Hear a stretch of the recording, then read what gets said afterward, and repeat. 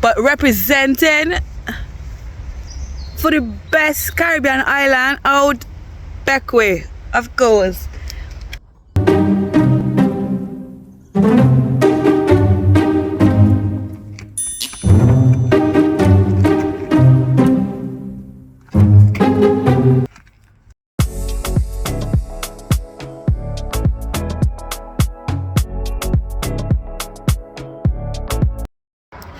So I went to the hospital to get my dressing done, and I've decided to walk, go home, and you know, it's exercise basically. Yeah, so I'm gonna walk, go home, which is about like 48 minutes.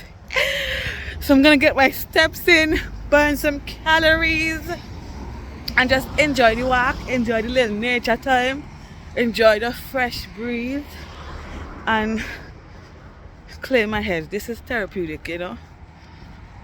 So yeah, guys, wanna see? Have a switch this here. See behind of me. I'm just following my maps, guys, because I'm not sure where I'm going, but I'm following my maps and I'm getting my walk in. So yeah, guys, let me tell you, while I walk, let me give you a bit of a story of how I ended up having this surgery, and you know, just bringing awareness about this abscess thing. I feel like a lot of Caribbean people, I would say, well, for me, a lot of Vincentians I know suffer from these abscesses and hard boils. Yeah, but it's just like a thing everybody just brush off because it come like as a normal thing. But I've been suffering with these hard boils since I was a teenager. Oh, we're at the cemetery, guys. Yeah, since I was a teenager, right? And trust me, they used to come in places where, oh guys, we're at a cemetery. This is beautiful cemetery. Can I even video a cemetery?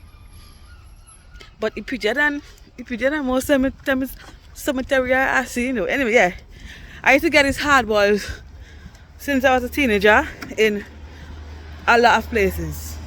A lot of places. But for me,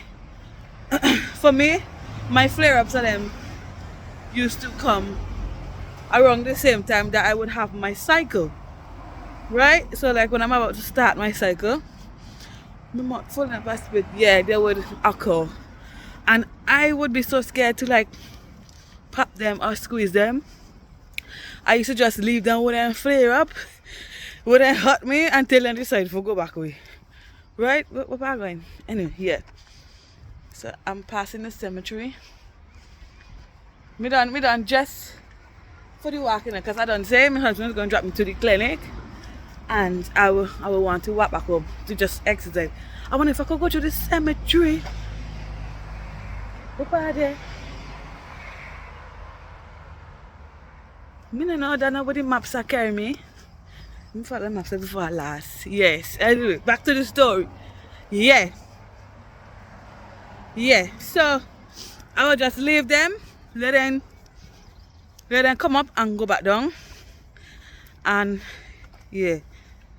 Sometimes I would get the you know, the magnesium sulfate that is ripen them up and let them run. So sometimes I'll put that and let it run out. And oh guys, hey people are tired. I don't tired we. If you tell how unfit I be. Yeah, so I think I the pan straight and in narrow, you know. Yeah. I going good pan the maps. I was saying that my flare-ups used to occur around the time of my cycle, and then there's other times too when I would shave, and that would cause a flare-up as well. It would irritate the skin under my arm.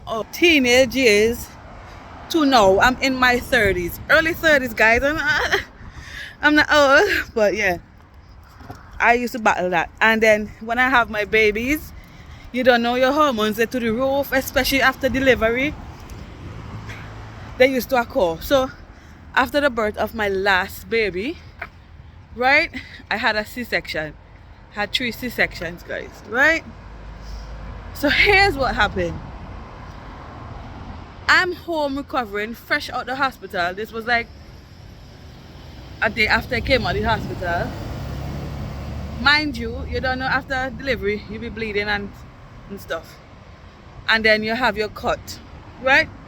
That's a whole other pain. Then you have your baby sucking on your boobs all day, every day. And she wasn't latching, so my boobs were in. All that going on, you know. Tell me why my HS decided to flare up. When, and, oh my God. It decided to flare up, okay? And it was an angry one. Like, this was angry. Oh my God, it was so rough. I sat in my bathtub and I cried like hours straight. Cried because I couldn't deal with it no more. It was so hard, trust me. It was so hard. Looking back now, I don't know how I made it through. Honestly, I have 3 babies, and my first 2 girls, they latched on pretty good, and I had no problem breastfeeding. But my last baby, I don't know what happened, honestly. It took her a while to get her to latch on properly, and my nipples were like busted up to the point that they were bleeding, and it hurt so bad. I would cry, like just cry. I didn't think I would make it, honestly. I didn't think so. God is good. I made it through. I made it through that last section day, and I have another. I have 2 story time coming about my I have 2 stories I'm coming, guys, about my experience with my first labor and delivery and my last one, okay? So stay tuned for those videos. Yeah, but yeah. Remember my tongue, guys, look. It hurts. I kept having flare up throughout the years, even when I came to England. It kept on going. And I had a flare up under my right arm, and it was there for like weeks, right? I kept going to the doctor and blah blah blah, and they didn't understand exactly what was it, because I guess it's not that common here in the UK. So because it was so close to my breast, they referred me to the breast clinic. No, is it breast clinic? Yeah, the breast cancer clinic. And when I got the letter that they referred me, I start to panic. I fight now, because you don't know. I start to think I couldn't ship, and I was thinking this is good. Me no know. They referred me there, so I went there a couple of times, and they did an ultrasound and whatever, and they said nothing relating to cancer, whatever.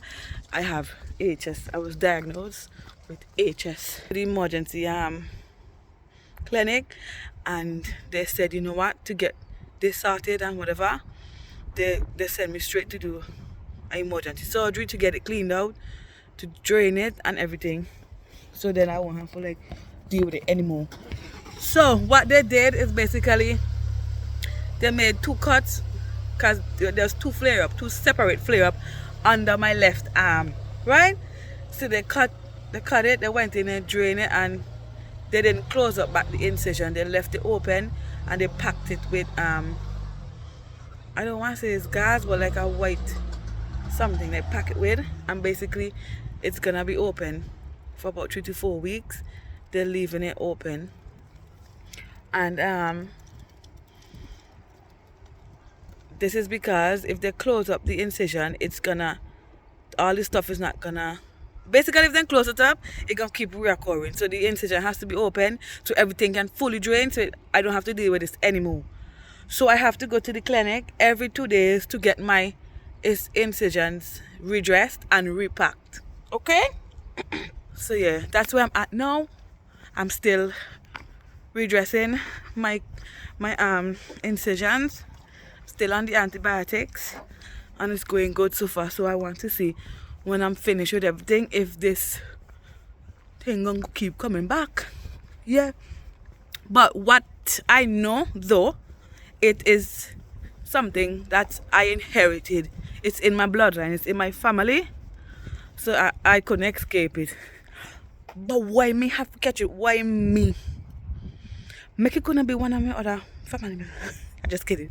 Yeah, so it's in my family. My aunt had it and she had to do the same procedure that I went through, so she was there with me throughout the process. And you know, that kind of, she just calm me down. She know me inside out. She just calm me down, because trust me just freak out over everything. Yeah, people.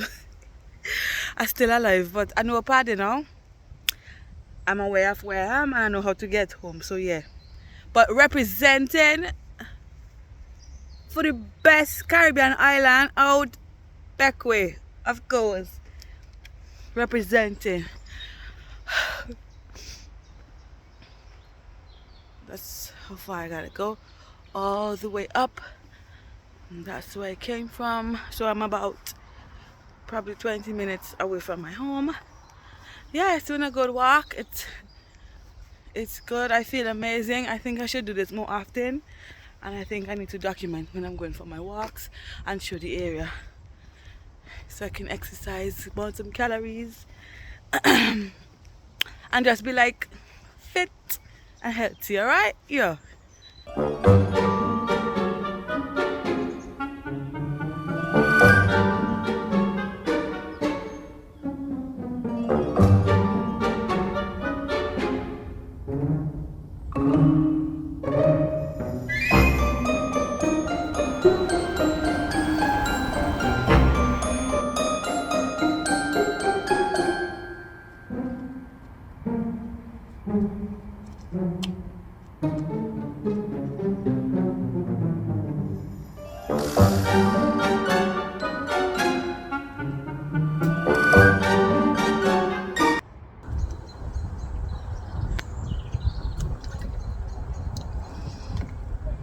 Drink your water, guys.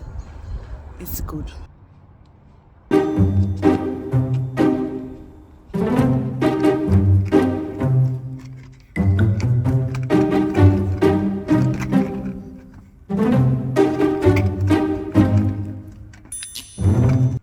Yeah, guys, so I made it home safe and sound and in one piece.